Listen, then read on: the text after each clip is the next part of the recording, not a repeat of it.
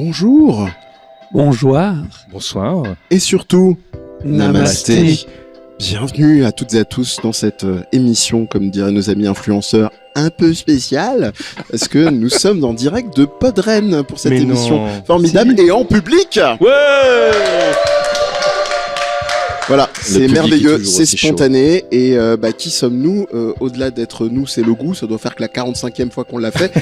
Nous sommes Home, Olivier, Mehdi, podcast Pleine Conscience et une troisième personne que vous avez déjà entendue qui nous fait encore une fois le plaisir plus souvent que ce soit par an d'être là. C'est à moi que vous faites plaisir. Mais écoute, qui es-tu ? Bonjour. Bonjour déjà. Bonjour. Qui suis-je ? Oula, attends, je vérifie mes notes. Moi, c'est TMDJC. Moi, Parfait. je suis le gars qui Met tout truande ça en ordre. votre parole C'est pour toi. faire croire C'est que toi. Alors, on vous va se dites des parler. trucs que vous n'avez pas dit en vrai. Qui utilise de l'IA pour tout qu'on à fait. ait l'air vraiment Que de intéressant. l'IA. Voilà, donc notre monteur extraordinaire TMDJC de tmdjc.com. Et écoutez, on va commencer sans plus tarder avec vous, en vous disant quand même qu'est-ce que c'est que Home, le podcast Pleine Conscience, où on parle de pop culture de manière générale, globale, et on saupoudre très souvent, maintenant c'est plus un secret pour personne, de spicologie, parce que voilà. Alors aujourd'hui, habituellement, je suis avec un autre collègue psychologue, mais il n'est pas là aujourd'hui, il a Non, été remplacé je l'ai déboté remplacé. par Ouais. effectivement un être célesto. C'est les stoboitistes. Voilà. Et je crois que nul besoin de faire plus long, je vais lui laisser la parole. Bonjour, être célesto-boitiste. Bonjour, bonjour et bonsoir. Merci.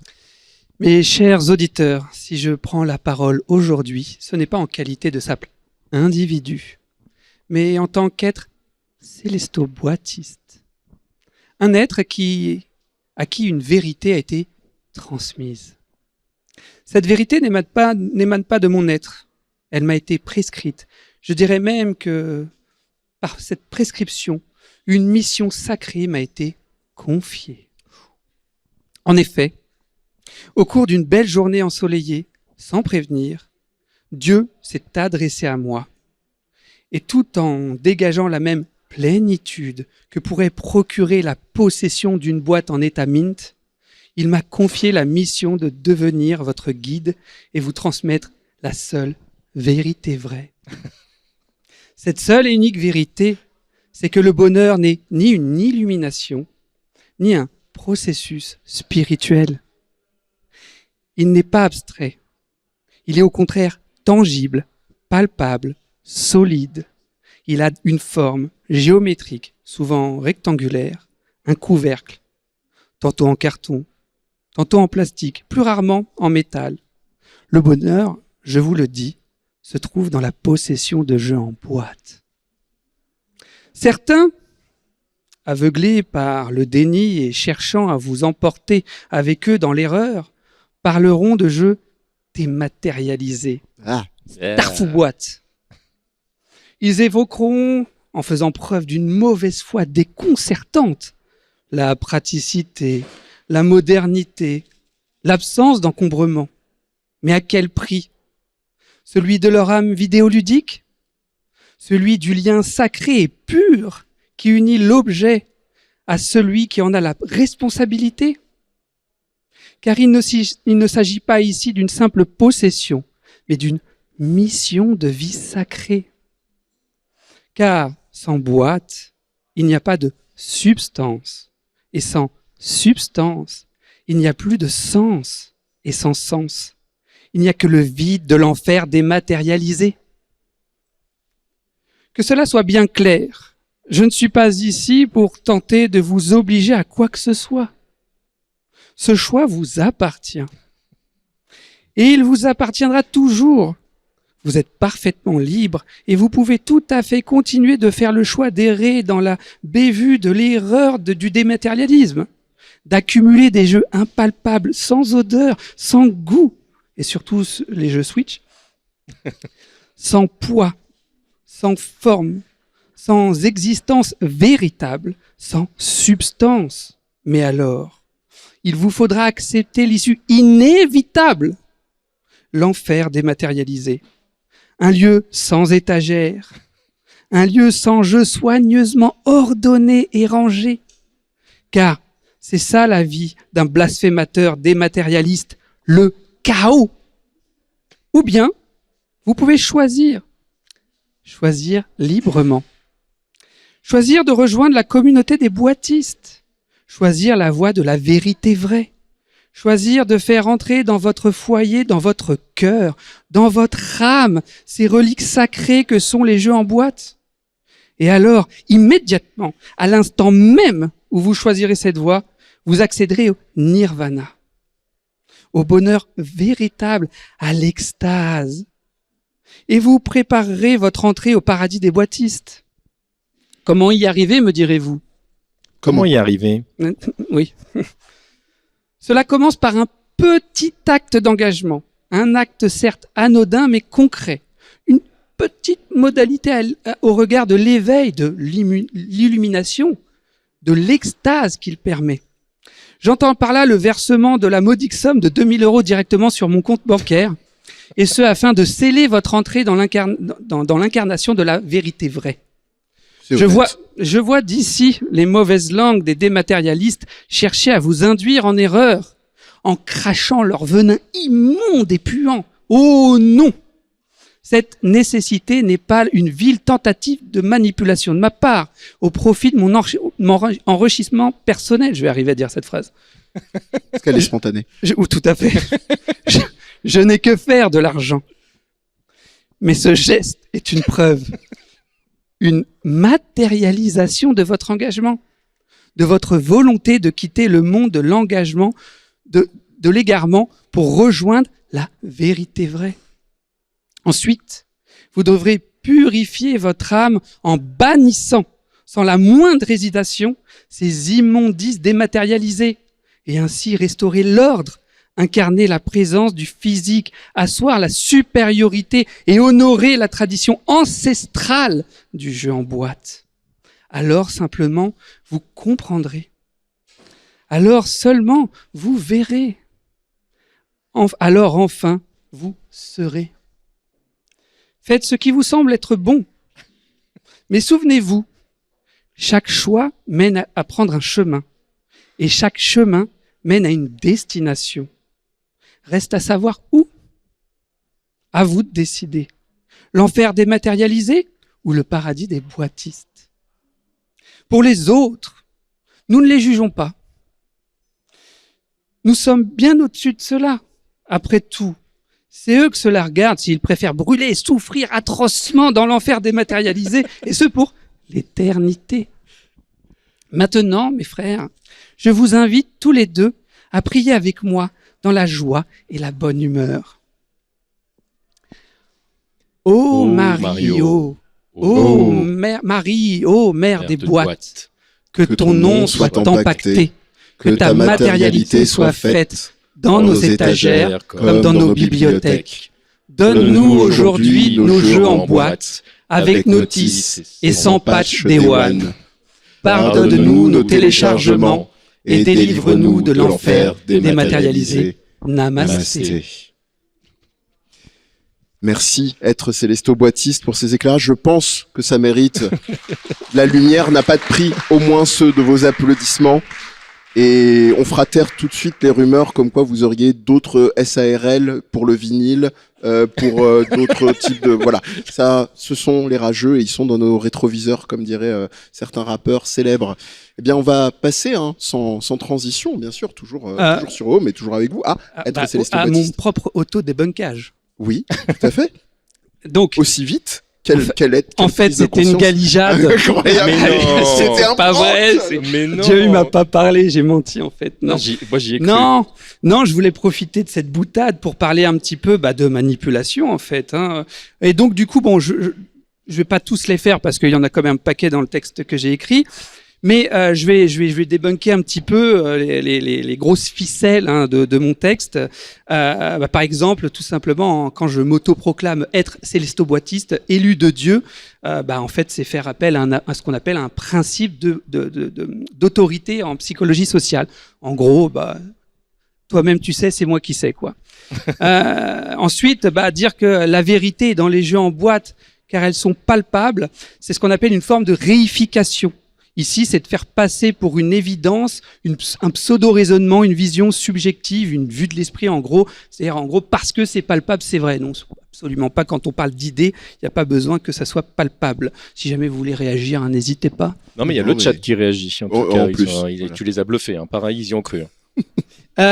Ensuite, j'ai aussi fait appel à ce qu'on appelle la naturalisation, c'est-à-dire que j'ai fait passer pour naturel, c'est-à-dire allant de soi, l'idée selon laquelle, parce que quelque chose est palpable, des boîtes détiennent une vérité tangible. Ensuite, faire passer les opposants de à cette idéologie pour des monstres malveillants. Les haters, hein, c'est ce qu'on appelle la diabolisation. Donc en gros, dire que son adversaire est quelqu'un d'horrible et immonde, c'est le meilleur moyen de le décrédibiliser, alors que peut-être il a des arguments intéressants.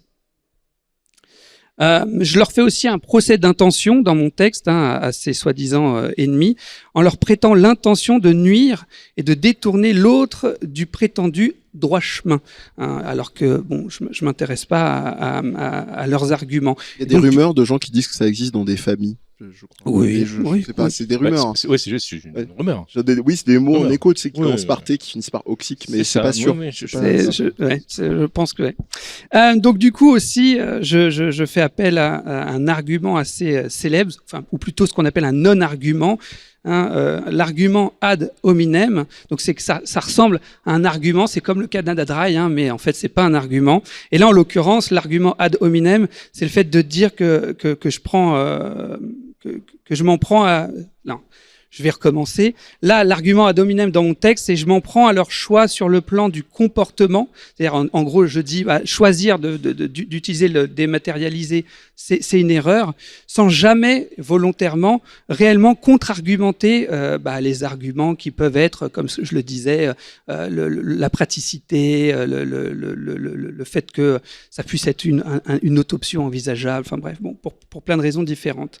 Peut-être que les dématérialistes que vous êtes avaient des arguments à donner. Non, ça on subit en silence. Hein. C'est le but du jeu. Aïe.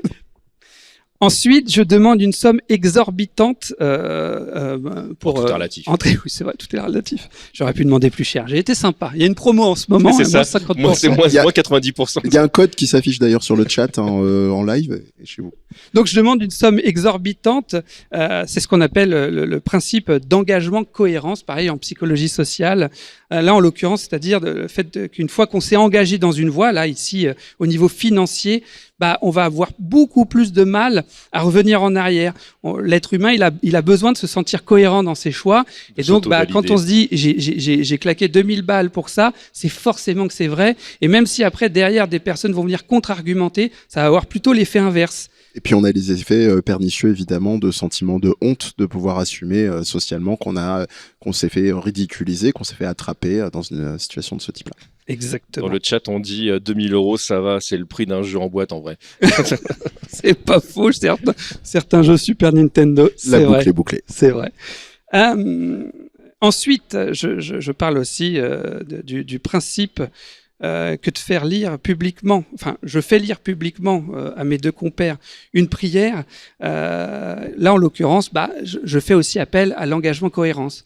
Je vous prends à partie. Ça, alors, bon, l'anecdote est pas super chouette, mais les Khmers rouges avaient utilisé cette technique avec les prisonniers, c'est-à-dire qu'ils leur faisaient lire, enfin, surtout aux gradés, ils faisaient lire aux gradés publiquement des textes à la gloire du communisme, et ce qui faisait que ça modifiait le comportement des gradés après dans le camp dans lequel ils étaient, quoi. Enfin, j'en fais appel au libre arbitre de chacun tout en disant que ne pas suivre la voie du boitisme est une erreur. En plus d'être de mauvaise foi, j'utilise la notion de soumission librement consentie, qui est aussi un concept de psychologie sociale, qui en gros se définit par l'idée qu'un engagement serait d'autant plus durable si une personne a l'impression d'avoir librement fait son choix. En gros, si vous dites à quelqu'un, et on peut tous et toutes, moi le premier, ça m'arrive dans la vie de tous les jours, dire à quelqu'un, non mais fais ce que tu veux, on s'est aperçu, il y a des études qui ont montré que ça avait tendance à augmenter statistiquement les chances que les gens prennent la décision qu'on leur suggérait. Ça peut être fait vraiment sans aucune mauvaise intention, bon là c'était avec mauvaise intention, mais c'est quelque chose qui va avoir un effet sur les décisions qu'on va prendre plus tard. Bonne attention, c'est quand tu m'as dit fais ce que tu veux, fais un podcast quoi. Donc, Par exemple. Voilà. c'est pris au pied de la lettre. Je t'ai aussi séquestré pour voilà, ça. oui, mais ça c'était un jeu, non? Ben voilà, merci pour cet éclairage à cet être qui ressemblait de manière très troublante à Olivier par aspect, mais qui reste l'être célesto-boitiste, hein, qui sait doublement jouer le jeu. C'est aussi inquiétant que la prière, mais c'est ça qui est pas grave. Hein, en fait. on vous laisse seul juge. Ben très bien, s'il n'y a pas d'autres débunks ou d'approfondissement, il a fini. Je vais me permettre donc, sauf si notre ami Sébastien TMDJC, je me permets. Permets-toi. Me permets rien du tout. Tu me soignes cette vilaine peau. Et ensuite tu te permets. Alors, je vous tease un petit peu parce que vous allez voir, on est en ce qu'on appelle en science en post-prondial. On est beaucoup dans les sciences.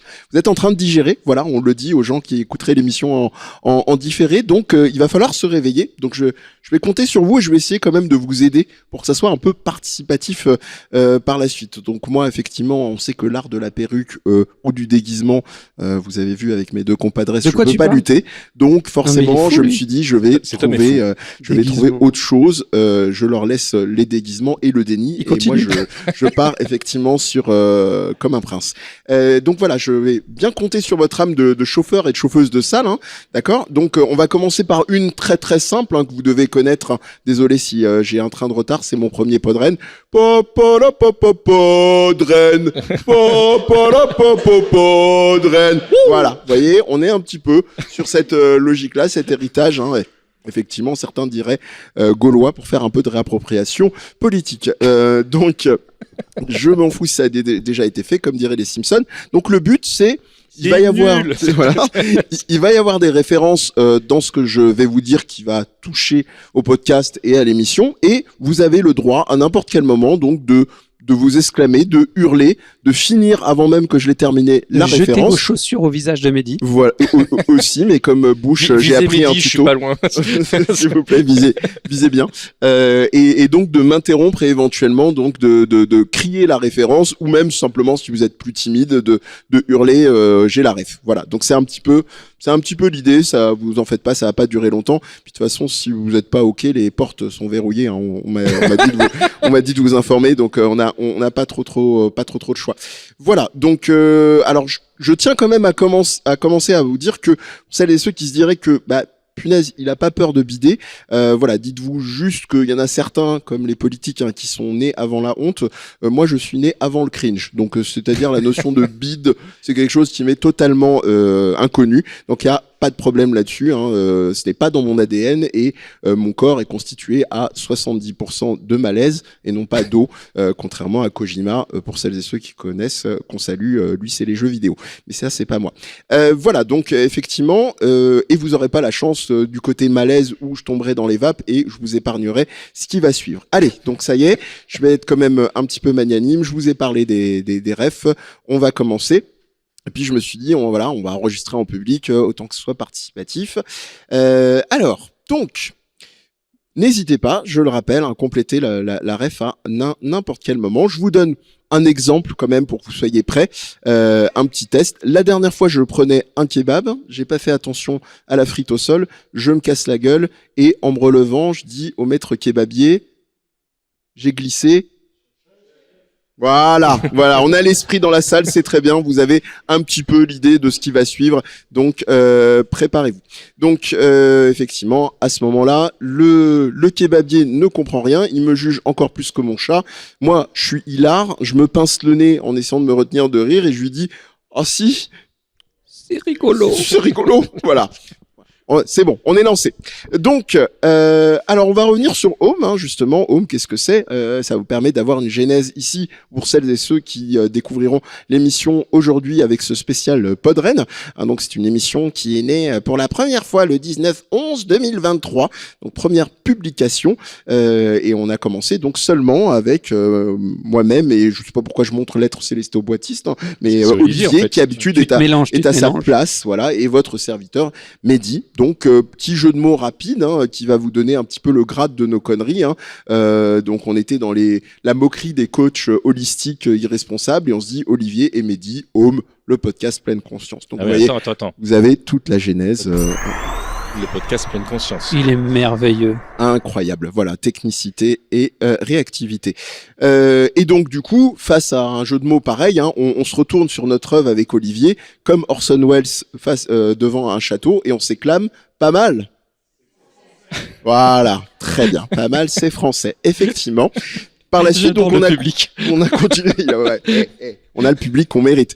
Par la suite, on continue notre bonhomme de chemin et comme un shiny, hein, voici apparaître un certain TMDJC. Donc voilà, on l'a capturé. On l'a capturé. C'était compliqué.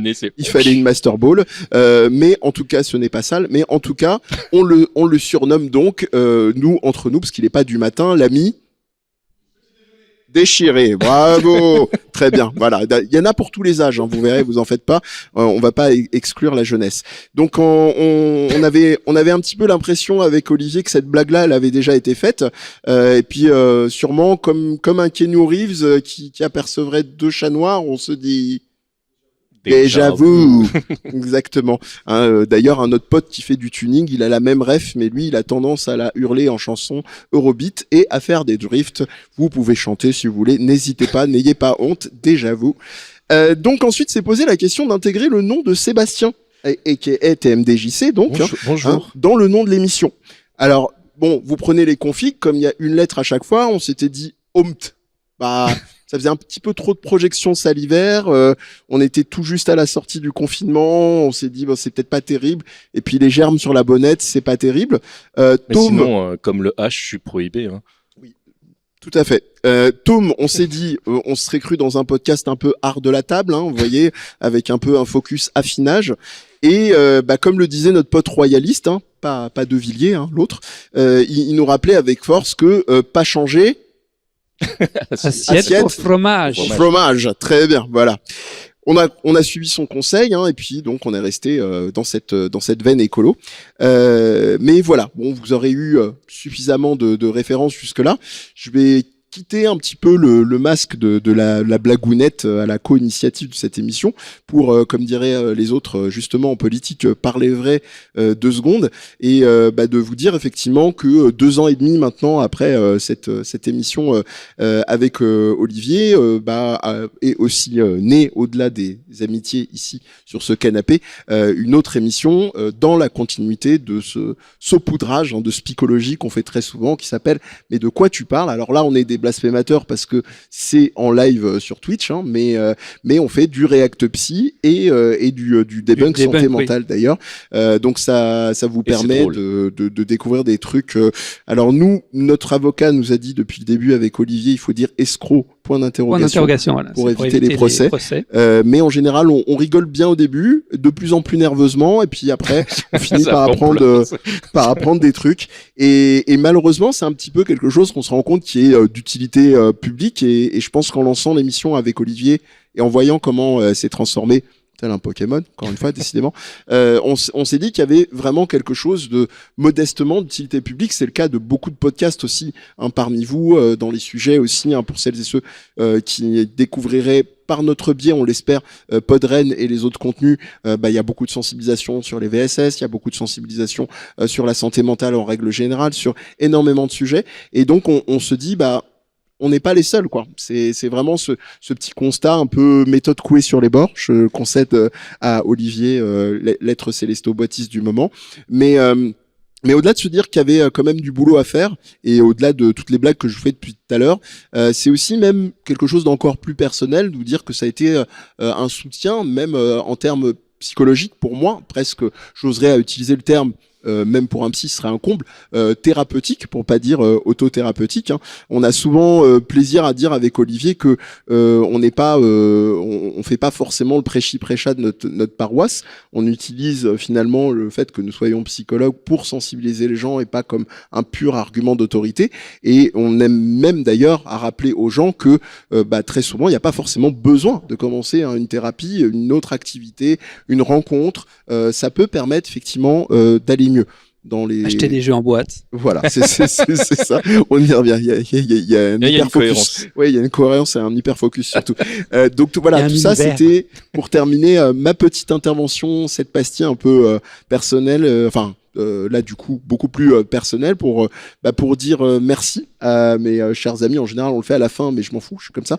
Et puis même par écho, merci à vous, celles et ceux que j'ai déjà rencontrés, qui sont devenus des amis avant même Podren, et ceux et celles peut-être qui le deviendront par la suite, et de vous dire tout simplement que c'est assez magique d'avoir des espaces comme celui-là, de pouvoir nous faire découvrir et de partager, espérons, tout ça par la suite. Donc merci beaucoup, vous pouvez vous applaudir. Il y a FQPH qui propose OMS. Voilà, donc on a notre petite boîte à rythme qui est lancée. Je vais faire la transition et passer le micro qui est déjà dans sa main à TMDJC qui va aborder ce dernier tiers d'émission. Ouais, alors c'est marrant parce que une fois de plus on s'est pas concerté, pas tellement. On savait pas trop ce qu'on allait se dire, et il y a toujours une cohérence presque magique. C'est la magie de Home. Exactement, de Home. Moi, je suis désolé parce que j'ai triché. Oui, chers amis, j'ai triché. Et vraiment, je le regrette. Alors, je vous explique. C'est pas arrivé comme ça par hasard. Quand Olivier et Mehdi m'ont rappelé la règle des 15 minutes, c'était la règle qui était établie de base, j'ai essayé de trouver un sujet pop culturel qui m'offrirait la possibilité de ne pas dépasser ce carcan temporel. J'ai d'abord pensé à vous parler du film Caddo Lake. Avec entre autres Elisa Scallen, Dylan O'Brien, je vais y arriver, ou encore la trop rare Lorraine Ambrose, qui nous narre une histoire totalement atypique sur fond d'enlèvement et de traumatisme familial saupoudré d'un twist qui fait mal à la tête. Sweet Thunder, c'est ça, hein? Tout à fait. Oui, c'est bien elle.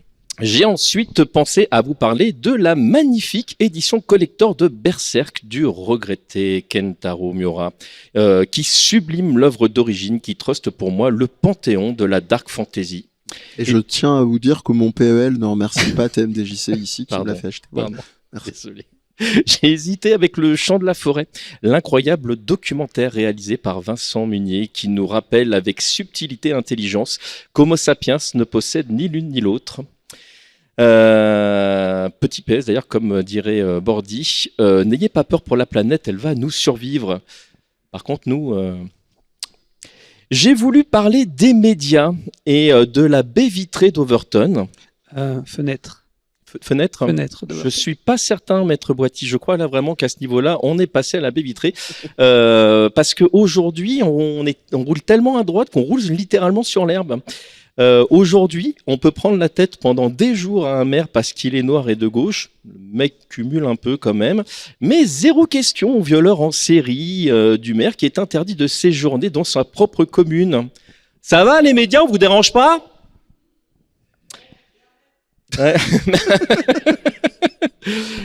Sur CNews, Rachel Kahn confond judaïsme avec Game of Thrones et c'est raconté comme si c'était parole d'évangile. Intéressant comme mélange des genres d'ailleurs, puisqu'on parle politique. Vous me permettrez cette petite parenthèse, mais il me semble important au vu de la situation de rappeler quelques faits essentiels. Une opinion, c'est pas un fait, Pascal Praud. Ah, il jubile, Olivier. Pardon. Quand ton slogan c'est travail, famille, patrie, tu peux retourner tes convictions dans tous les sens, mais t'es d'extrême droite, Martine Vassal. Tu peux marier national et socialiste autant que tu veux. Adolf Hitler n'était pas de gauche, psychodélique, carrément pas même.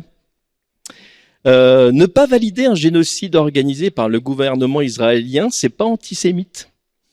La ville de Menton n'est pas une femme, Louis Sarkozy. Non, tu vois, et ça commence à se savoir. Il faut se mettre à la page. On est en 2026, on mélange pas en plus les trucs un peu sexistes comme ça. Il est trop occupé à manger des mangues. Je pense que c'est ça, oui. Non, être raciste n'est pas une preuve d'intelligence, Éric Zemmour. Ou alors, il faut faire péter les sources. Parce que là, on a beau regarder, on voit pas. Voilà, si c'est raciste de dire que Balayoko est un mâle dominant, un chef de tribu, Michel Onfray, ça, on fait pas ça. Tu peux pas demander plus de fermeté en pointant du doigt le laxisme de la justice et te plaindre qu'elle est trop sévère quand c'est toi qui tombes, Marine Le Pen, Nicolas Sarkozy, Jordan Bardella, Claude Guéant, Isabelle Bacani. J'arrête là parce que j'ai que 15 minutes. Si d'ailleurs vous vous demandez si nos élus sont toutes ou tous corrompus entre la gauche et la droite. Presque tous les partis sont touchés par des affaires judiciaires, ça c'est un fait. Mais si vous vous rendez sur casier-politique.fr, vous pourrez constater une surreprésentation de la droite de l'échiquier. Il est également intéressant de regarder les motifs de ces condamnations. Jetez-y un œil, c'est intéressant. On n'oublie pas également de voir qui a voté quoi à l'Assemblée nationale. Et tu peux regarder ça sur assembléenationale.fr, pas sur un site obscur proposé par des dinosaures. Comme ça, tu sauras que le ruissellement, c'est de la merde. Et que jamais la Macronie s'étant parlé du problème des violences faites aux femmes ou encore que l'extrême droite n'a jamais été le parti du peuple. Et si quelqu'un pouvait dire à Éric Nolot qu'il n'est pas de gauche, ça rendrait service à tout le monde. Allez, je ferme cette parenthèse parce que finalement, je voulais revenir sur du positif. Le 7 juillet 2001, je mettais ma première chronique en ligne. Et le 21 décembre prochain, tmdjc.com fêtera ses 25 ans. Ouais. Assez fier de ça. En 25 ans, j'ai rencontré, participé à des centaines de projets, littéralement. J'ai même posé un certain temps mes valises chez certaines et certains d'entre vous, dans cette salle ou en ligne. Et j'ai eu la chance et l'honneur de partager un bout de chemin amical pour certains, très très amical pour d'autres. J'ai aussi perdu des gens que j'admirais, respectais, aimais de tout mon cœur et je serai à jamais dans le cast de Flashou. Je resterai bloqué dans l'appartement de François TJP. Je resterai Team Lily Forever. Mais je voudrais surtout insister sur le fait qu'en 2013, la belle ville de Rennes, cité des possibles capitales des galettes saucisses et fief des gens qui ont des opinions très arrêtées sur la météo, une poignée d'irréductibles idées lumineuses. Yo les gens, si on faisait un festival dédié au podcast. À l'époque, rappelons-le, le podcast était encore un truc un peu mystérieux que seuls les geeks et les insomniaques connaissaient. Le grand public, lui, ne savait pas trop ce qu'était cette nouvelle lubie des pratiquants de tectonique ou trouver le mode d'emploi. Non, je vous écoute plus depuis un quart d'heure, tu m'as perdu avec Flux RSS. Mais Bad Geek, fidèle à son nom, n'a jamais eu peur de passer pour des bizarres. Alors ils ont sorti les micros, tendu des câbles, réglé les nimos. Vas-y, parle. Non, pas comme ça, plus près, plus près, plus près. Pas dans la bouche, non. Et Podren était né. Depuis chaque année, Podren devient quelques jours la capitale mondiale de la voix, du son, de la musique, de la blague glissée entre deux respirations, mais aussi du silence bien placé. On y croise des podcasteristes passionnés et passionnants, des créateurs sonores qui transforment le bruit d'une cuillère et d'un bol en œuvre d'art, des festivaliers qui hochent la tête avec l'air de comprendre ce qu'est la spatialisation, je vais y arriver, audio. On y vient partager, on y vient parler, on y parle transidentité, homophobie, musique, cinéma, politique, préhistoire, handicap, bref, on parle de tout, on parle de nous. Podren, c'est la preuve vivante qu'on peut construire une communauté entière autour d'un simple principe, parler, enregistrer, partager. Alors, s'il vous plaît, faites un triomphe pour l'équipe de Podren. Le son, le stream, l'orga, le bar, la cuisine, le budget. On envoie des bisous avec consentement à toutes celles et tous ceux sans qui Podren ne tournerait pas. Allez-y, allez-y, on les embrasse, allez! Vive Podren!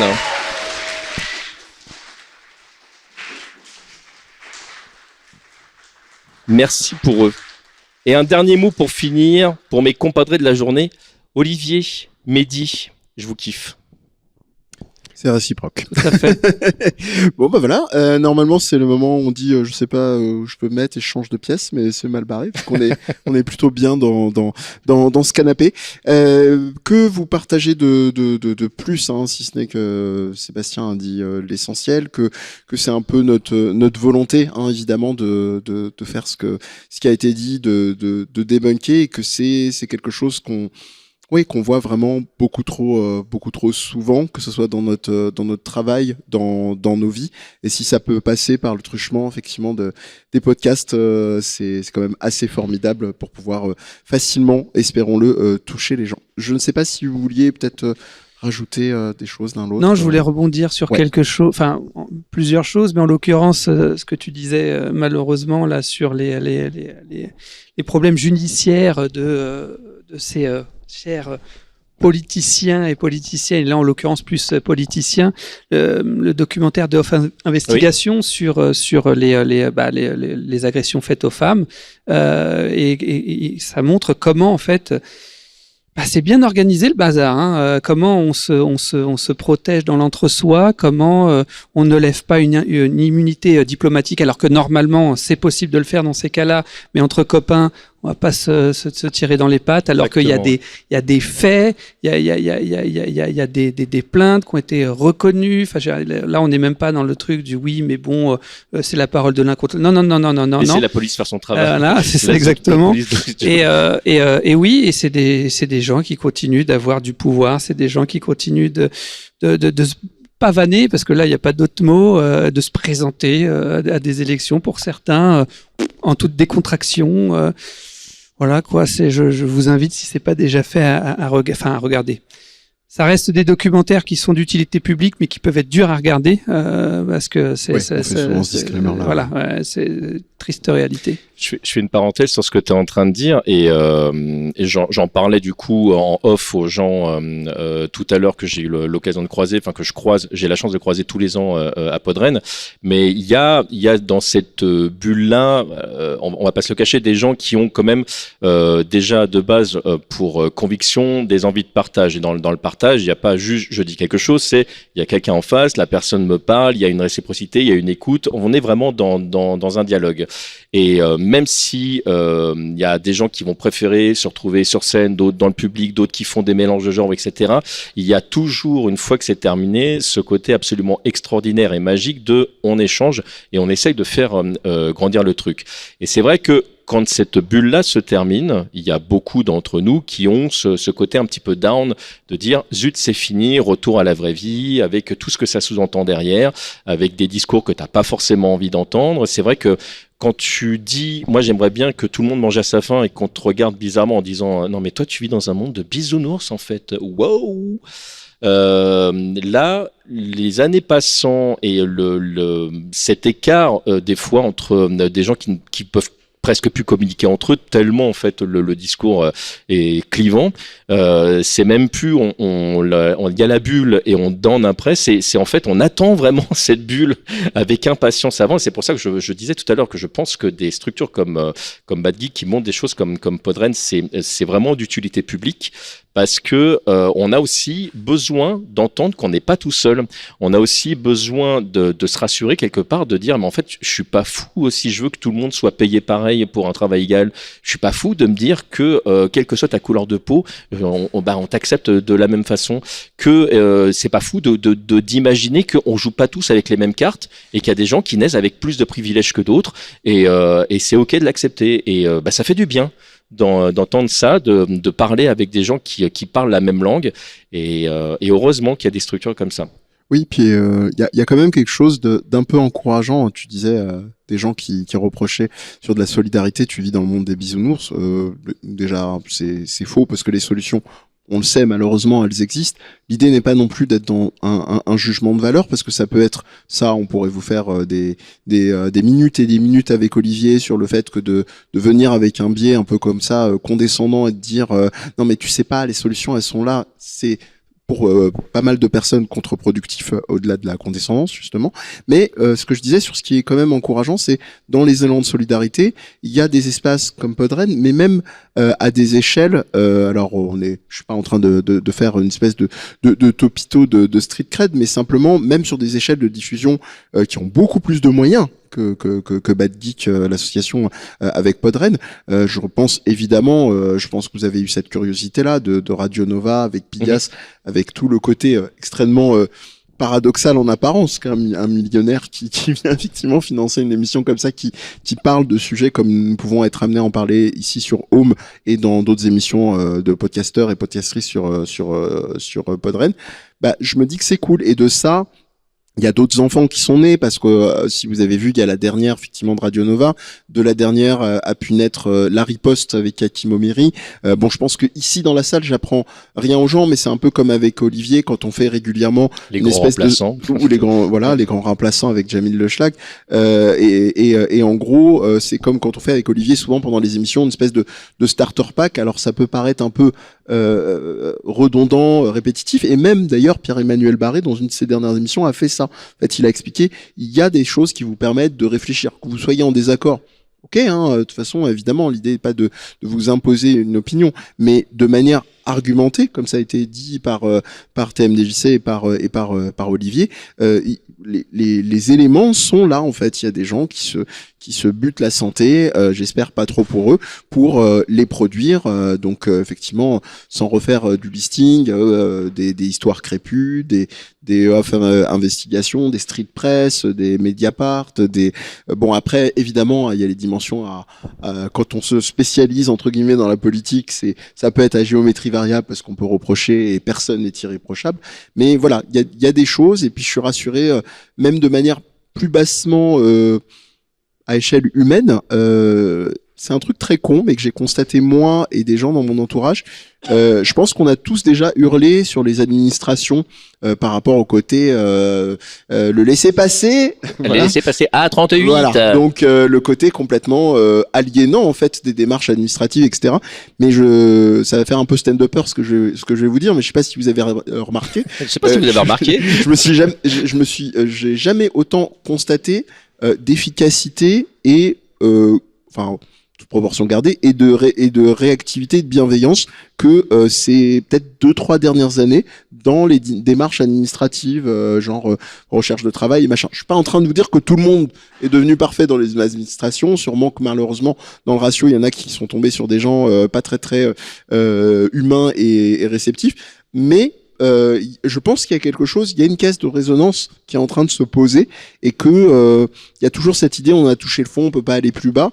Peut-être, mais au moins, il commence à y avoir un écho de ça. Alors, l'expérience ne fait pas vérité, mais Oui, j'ai une expérience qui va plutôt dans ton sens. Moi, j'ai eu l'occasion d'avoir les gens au téléphone des impôts. J'ai eu l'URSSAF au téléphone pour ne parler que d'eux, et j'ai toujours eu des gens qui ne comptent pas leur temps, qui prennent le temps de répondre à toutes tes questions, qui checkent que tu as vraiment compris où il y avait un problème. Donc oui, je suis d'accord avec toi. Il y a plein de choses qui, heureusement, fonctionnent bien. La problématique, en fait, c'est surtout que on retire des moyens à toutes ces structures-là au fur et à mesure. Là, on parle de l'administration, mais tu peux... Santé, éducation... Voilà, on fait le triptyque, la justice. Et j'aimerais aussi rebondir, parce que tu parlais de santé, sur ce que tu disais là, sur la question on n'est pas tous égaux, malheureusement, et sur l'importance de le rappeler et de déculpabiliser les gens, parce qu'il y a beaucoup d'autres personnes qui, elles, ont des grandes gueules et disent le contraire, et culpabilisent les personnes qui n'ont pas la chance d'avoir d'être né dans une famille qui a les moyens, et aussi on le voit dans notre métier, hein, des personnes qui ont des maladies, ce qu'on appelle des maladies psychiatriques, hein, parce que je veux pas trop m'étaler sur les troubles, maladies, tout ça, mais il existe des maladies comme par exemple la schizophrénie, comme la bipolarité. Oui. Et je voudrais parler des maladies d'un cas qui sont pas visibles physiquement. C'est ça. D'un cas parmi moult autres, malheureusement, d'une personne qui, après avoir erré malheureusement pour avoir enfin un diagnostic et que sa maladie soit reconnue, a enfin été diagnostiquée. On parle d'une personne qui est stabilisée, sous traitement, mais on sait que c'est le genre de la maladie dont elle souffre, c'est le genre de maladie où des changements trop violents ou des environnements trop délétères peuvent, malgré le traitement, faire rebasculer. Des changements hormonaux, des fois, qui peuvent interférer aussi. Exactement. On a ce passage tristement génial dans le film Le Joker, où effectivement le personnage se stabilise, et puis on lui annonce on va nous couper les subventions, donc il va falloir vous débrouiller, monsieur, pour trouver... Et là, je fais référence à une personne qui, donc du coup, à qui on propose une reconnaissance de handicap. Elle se lance depuis quelque temps en tant que auto-entrepreneur dans son activité, et donc en l'occurrence, il lui faut du temps pour développer ça. Et grâce à cette reconnaissance, elle pourrait avoir la AH qui lui permettrait de compenser et de lui laisser le temps. Et elle a honte d'avoir recours à cette aide à laquelle elle a le droit et à plusieurs titres. Elle a honte parce que elle est jugée comme quelqu'un de feignante, comme quelqu'un qui exagère, comme quelqu'un. Elle se dit mais je vais peut-être plutôt reprendre. C'est ça. Je vais peut-être reprendre un petit boulot à côté. Sauf que dans son cas, le petit boulot, c'est un risque. C'est un risque de tomber sur un patron qui est un véritable con et qui va la maltraiter et qui déjà n'importe qui se fait maltraiter, c'est pas juste. Mais là en plus, il y a le risque d'une rechute. Donc insister sur le fait que oui, on n'est pas tous égaux, c'est triste, et qu'une société qui se veut équitable, c'est une société qui à minima offre la possibilité aux gens qui n'ont pas la chance d'avoir tout le package pour le starter pack pour commencer dans la vie de manière détendue, d'avoir une relative compensation. Je suis complètement dans ton sens. Il y a dans mon entourage pas mal de personnes qui ont des handicaps plus ou moins importants, tous avec une carte qui valide le fait qu'à un moment donné, l'administration a dit oui, on a reconnu le fait que vous ayez cet handicap. Je n'en connais pas qui ait le réflexe de sortir cette carte pour passer devant tout le monde, etc. Parce que tu parlais de honte, par exemple, et il y a des handicaps qui sont absolument pas visibles et qui posent effectivement problème parce que très peu reconnus dans la société. Et des fois, ça soulève des vraies problématiques. Je vous partage une anecdote. Il y a quelques mois, j'étais avec un copain, on faisait la queue dans un supermarché quelconque. Et on était dans la file des prioritaires parce que lui a un handicap et il se retrouve en fait avec que des gens qui sont prioritaires. Il y avait une femme enceinte, une personne qui avait des béquilles, etc. Donc là, forcément, les gens s'étaient rangés par ordre d'arrivée parce que ils étaient tous dans cette priorité de je peux pas rester debout longtemps. Et là, donc, il y a une personne qui n'avait pas d'handicap qui amène une personne avec handicap qui elle pensait que c'était des gens qui s'étaient installés là parce que forcément et qui commencent à gueuler vous devriez avoir honte, laissez passer cette femme parce que machin bidule. Et donc femme qui elle n'avait pas du tout envie d'être mise en lumière, donc qui se retrouve dans une situation très particulière que tout le monde la regarde, à laquelle elle n'a pas envie d'être regardée, et les autres d'être obligés de justifier, fait mais moi aussi je suis prioritaire madame, fait vous êtes prioritaire, etc. et de devoir en fait, et ça a créé une situation qui était vraiment presque ubuesque où les gens étaient obligés de se justifier de leur situation de santé, de leur état de reconnaissance, parce qu'ils étaient en train de faire la queue dans un supermarché. Et ça met en lumière surtout un problème qu'on a culturellement en France. Et je terminerai avec une deuxième anecdote là-dessus, c'est que la première fois que moi j'étais en Angleterre, c'était à la toute fin des années 80, et je m'étais fait cette remarque, j'étais jeune à l'époque, si, arrêtez. Il y a fort longtemps, mais quand même. Et je m'étais dit, il y a beaucoup de personnes en fauteuil roulant ou handicapées en Angleterre. Je m'étais fait cette remarque. En fait, il n'y en a pas plus qu'en France. C'est juste que eux sortent de chez eux. Parce qu'en France, il y a plein d'endroits où c'est très difficile d'aller si t'es en fauteuil roulant, si t'as des béquilles, etc. Ne serait-ce que prendre le métro à Paris, c'est compliqué. Donc, culturellement, en fait, on n'aide pas du tout les gens. Et là, on parle du handicap, mais tu peux le mettre sur n'importe quel autre sujet, véritablement, à faire en sorte que si tu n'es pas dans une moyenne, si tu ne rentres pas dans les cases, on a du mal à te trouver une place. Après, je pense que ça dépasse. Là, on arrive à un point charnière où ça dépasse l'éducation. Je pense qu'il y a le point de pivot, c'est comment est-ce qu'on se sensibilise. Alors l'idée est pas de dire qu'il y a des gens qui sont plus ou moins sensibles, mais moi il y a souvent ce que j'appelle, ça c'était un peu une déprime que j'ai découverte par application de rencontres interposées, les révolutionnaires de canapé, c'est-à-dire on met, parce que ça fait branding, intersectionnalité, une petite pastèque pour la Palestine, machin, et puis dès que les fêtes arrivent, tiens, c'est marrant, on est plus occupé à préparer la dinde ou les plats végés pour le réveillon que de continuer effectivement de revendiquer ce qui soi-disant était bon. Après, là, c'est rare que je positionne et que je sois dans la dimension de jugement, mais bon, je rejoins mon chat et je les juge, c'est pas grave. Mais tout ça pour vous dire que il y a un moment donné, ce qui se vérifie vraiment, c'est la façon dont on va être entier. On peut avoir tous les tutos, les vidéos, les shorts, les podcasts bien foutus sur ce sujet-là. L'idée est pas de se forcer forcément à rencontrer des personnes qui vont être concernées par des situations de handicap, par des discriminations genrées, par de la grossophobie, par la liste, la psychophobie. La liste est longue, mais c'est simplement comment vous allez recevoir ça. Et recevoir ça, ça veut dire soit être sensible et apprendre si on vient vous poser que là vous avez eu tel propos qui n'était pas forcément adapté, ou simplement qui a pas que adapté mais qui a peut-être heurté l'autre, faire une concession là-dessus, ou même encore mieux, je sais pas, mais de dire c'est au-dessus de mes forces. Et très souvent, ce qu'on va voir et ce qui va créer des souffrances, c'est des gens qui vont monter sur leurs grands chevaux en mode non, je sais ce que je dis, et puis les fameux on ne peut plus rien dire et compagnie. Donc à la limite, peut-être que l'entre-deux, de pas placer aussi la barre trop haut, c'est de se dire là j'arrive pas en fait, c'est au-dessus de mes forces, et à la rigueur je fous la paix et je prends pas ça comme un bénéfice secondaire de m'acharner sur une personne, comme cette personne qui se disait je vais prendre un taf et peut-être tomber sur un patron qui va être un connard.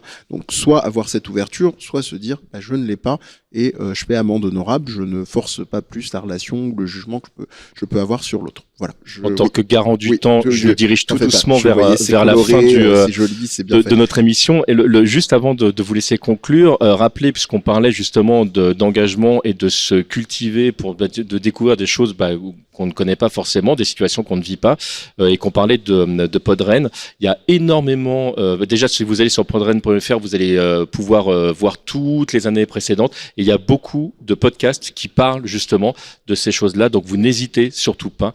Et le site est magnifique. Et le site est magnifique. Voilà. Je lance le générique de fin, je vous laisse faire vos au revoir. Oui.